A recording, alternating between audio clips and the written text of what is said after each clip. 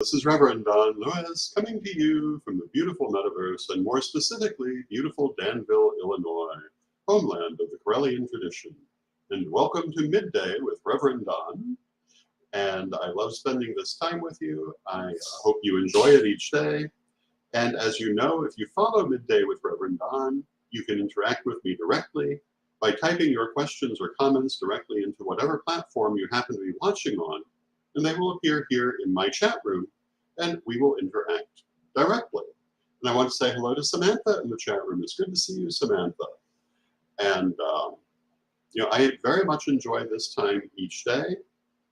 And today we're going to be talking about aliens, as well as other things going on in my life. And the first thing I want to mention is actually my September seminar, which I have just scheduled. As you know, I do a seminar each month for my Patreon at revdonlewis.com.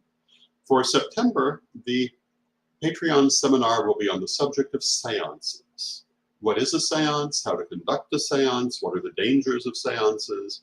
I've been doing seances for most of my life, and I will talk to this subject in as much detail as the seminar permits, and you can learn all about what seances are and how to do your own. And hello to Renee in the chat room. Good to see you, Renee. And you can find that at correllianpublishing.com. It is open to all of my Patreon supporters at the seminar tier, or to anyone by ticket for $25. And hello, Anna. It's good to see you.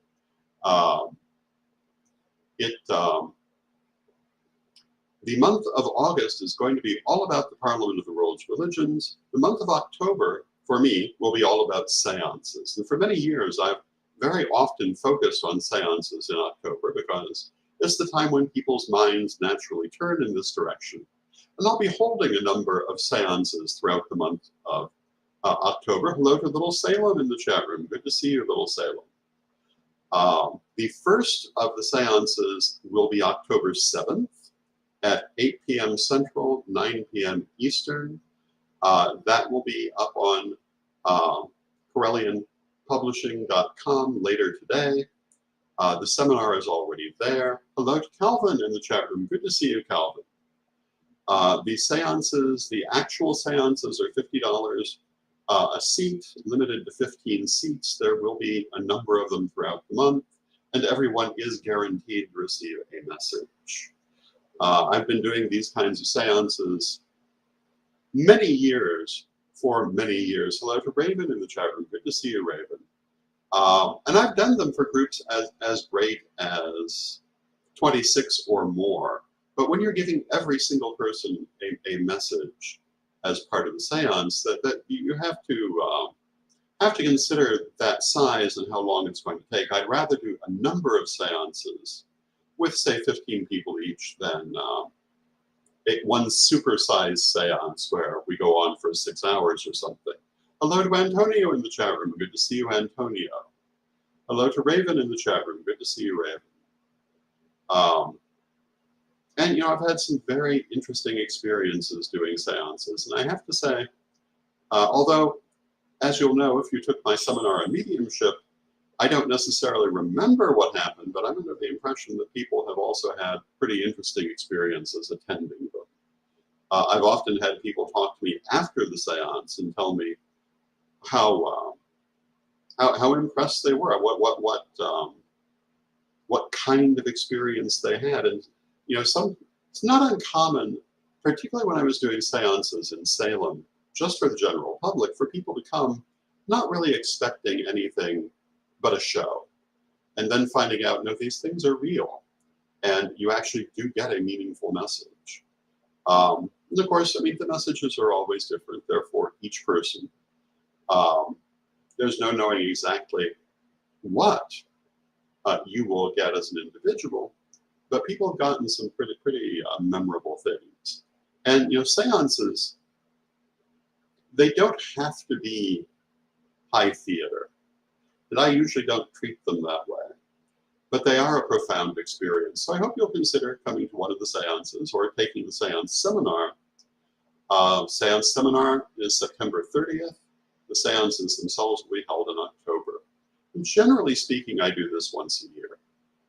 And it will probably be pretty much every week in October. So that's my plug for the day. And now on to our subject of aliens. Everyone loves aliens.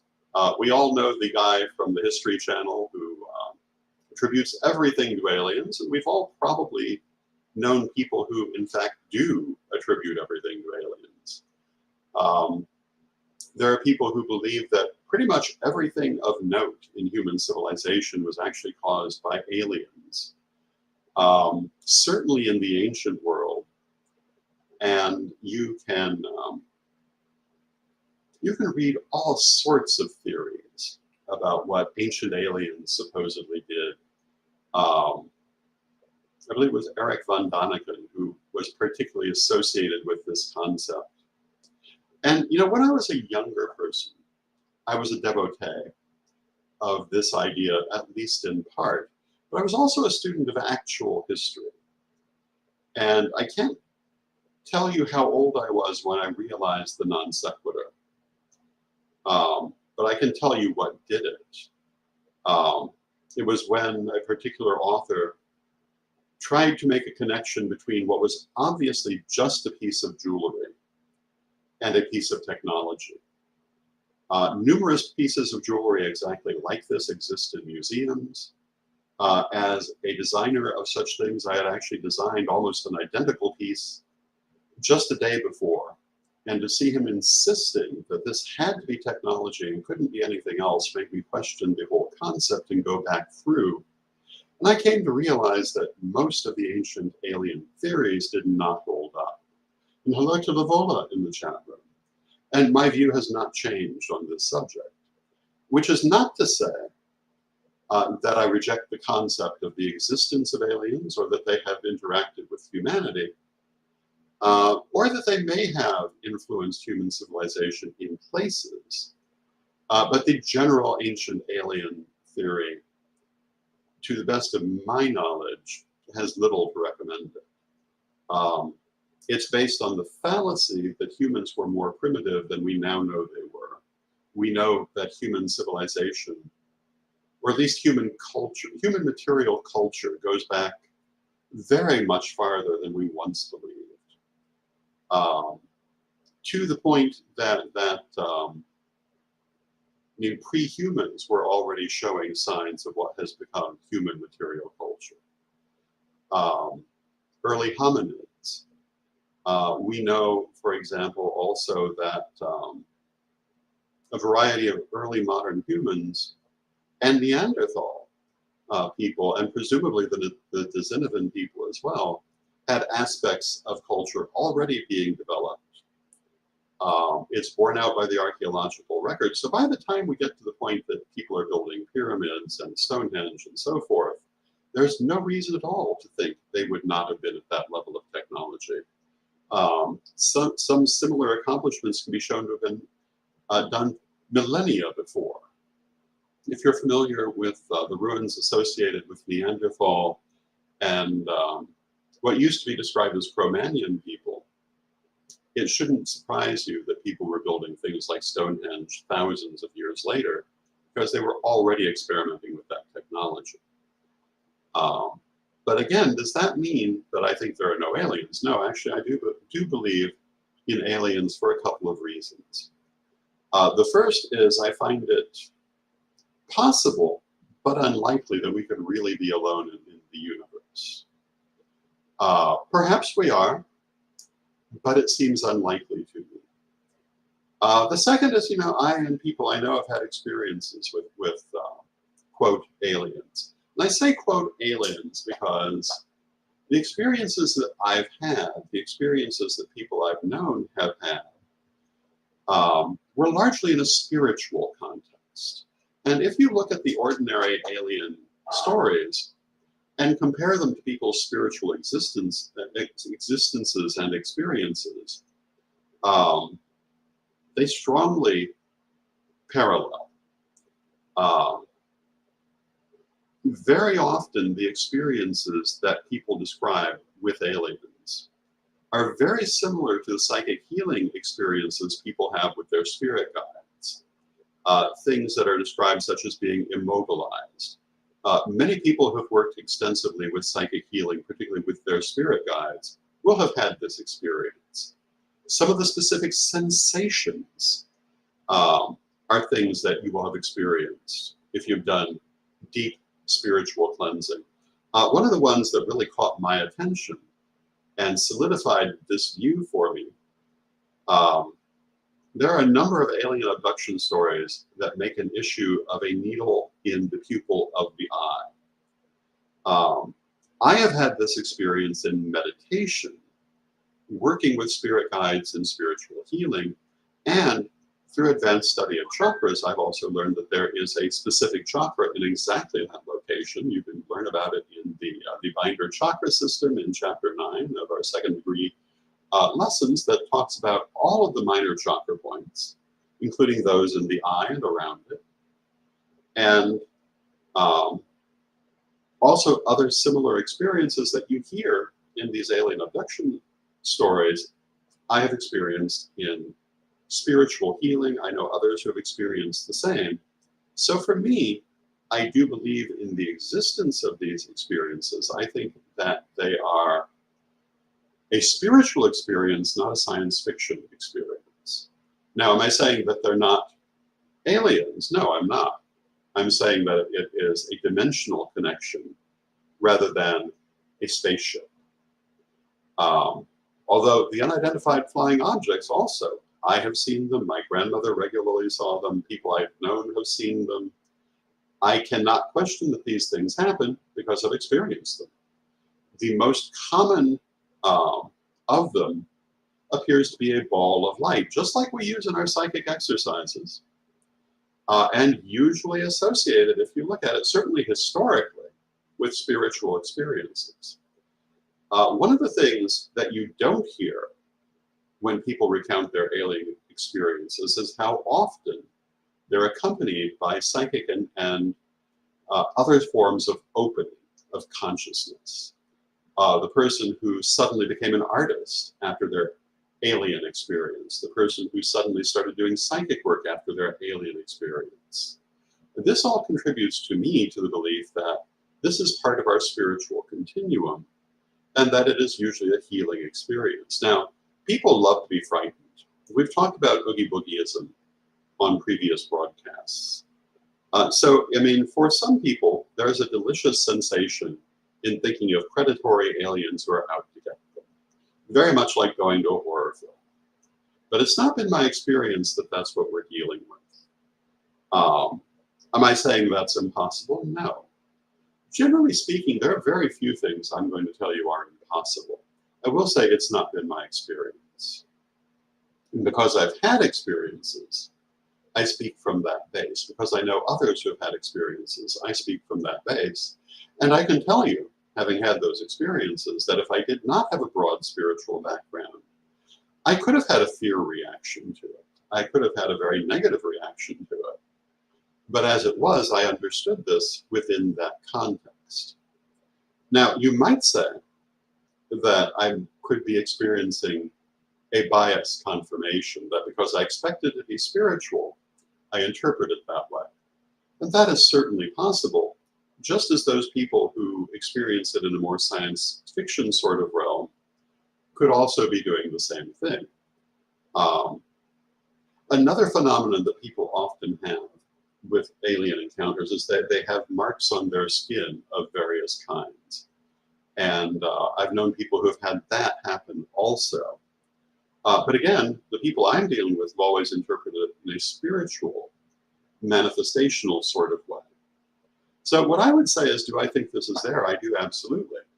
I think that we're working with these aliens who I think are exactly that, but I think that we're working either with their conscious or their higher selves in a multidimensional manner that is very, very healing and very positive for us when we allow it to be, and very frightening when we don't have a context for it and don't know what to do with it. And, you know, for many people, the spirit guide experience is that way, regardless of how they're experiencing it, if they don't have a context. I've talked at great length, and I will do so again, because I am now Grandpa Don, which means I repeat stories, about those paranormal programs that always find the demon in the basement.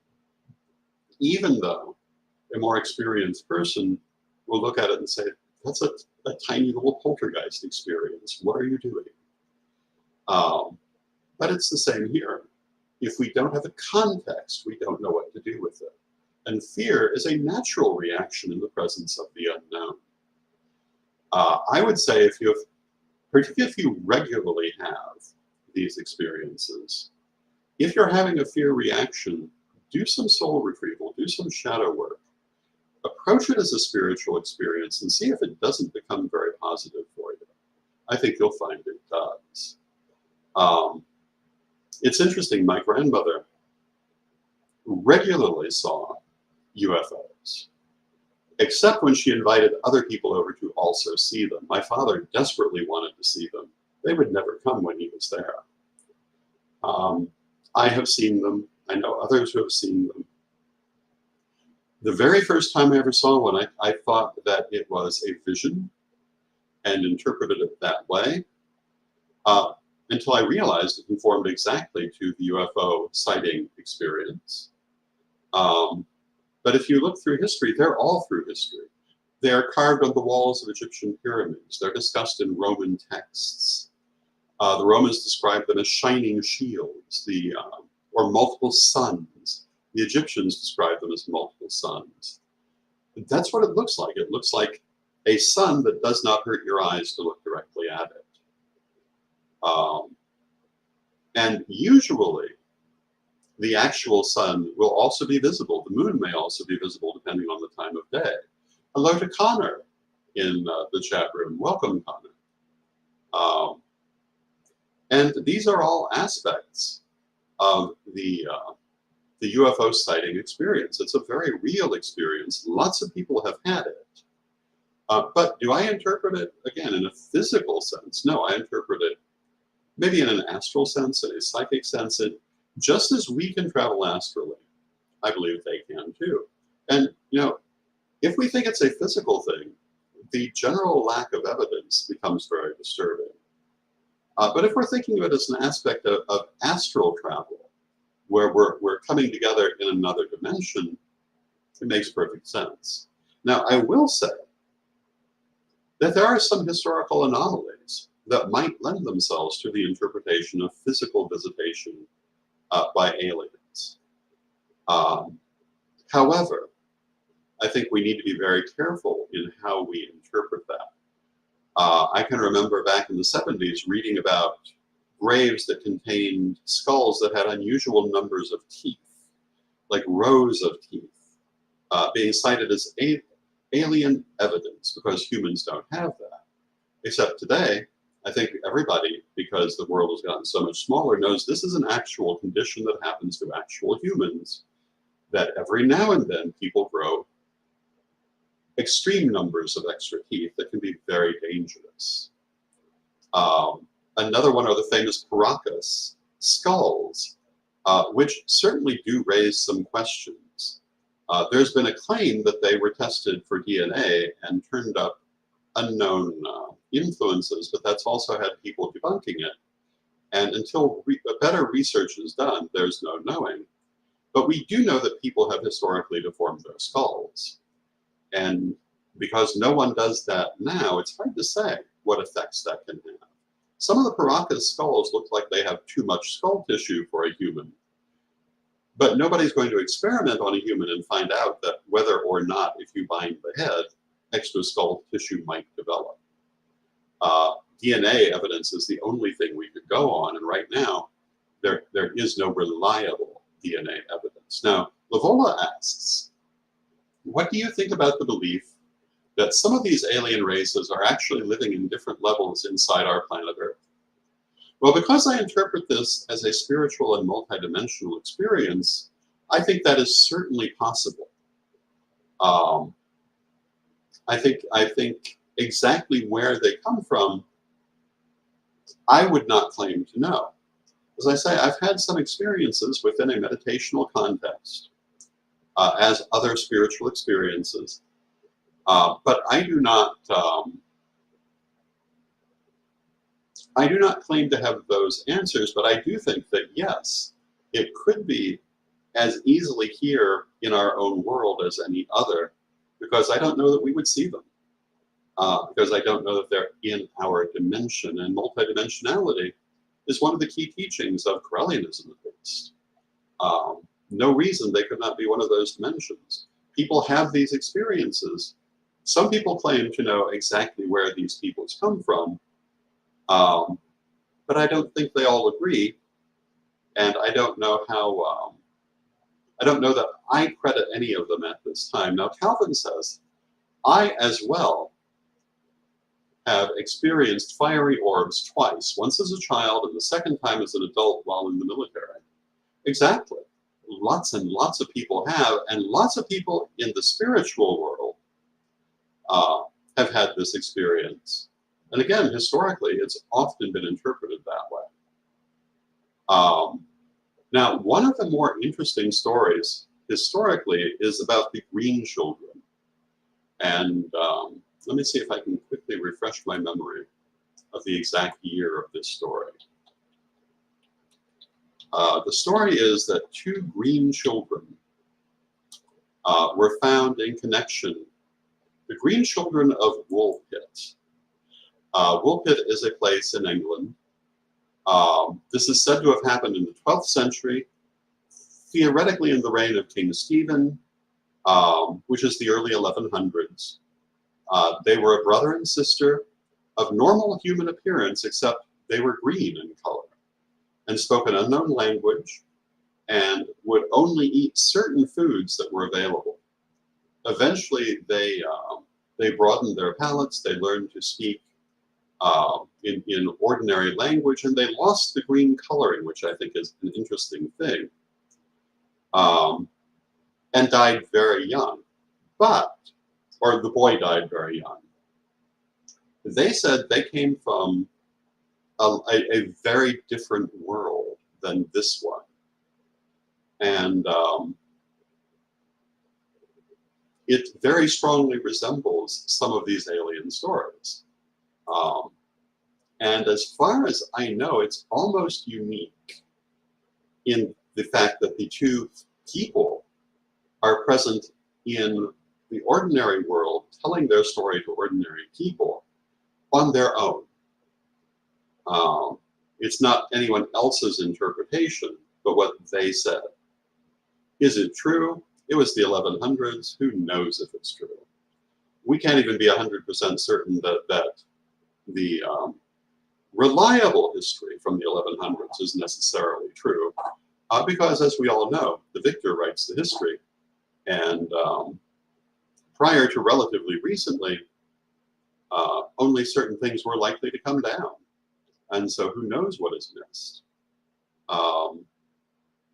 So how much credit do we give it? I don't know, but it is one of those many historical stories that fit the alien narrative.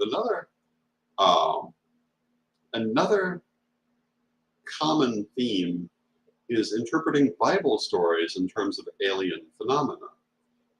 There is a whole book called, I think, Aliens in the Bible, or vice versa, that talks about the author's belief that the entire Hebrew Bible, or the Old Testament for Christians, is about contact with space aliens. And it's a fascinating, not necessarily convincing narrative, but it does bring up some very interesting points. And again, some of these stories do fit with the modern narrative that you hear.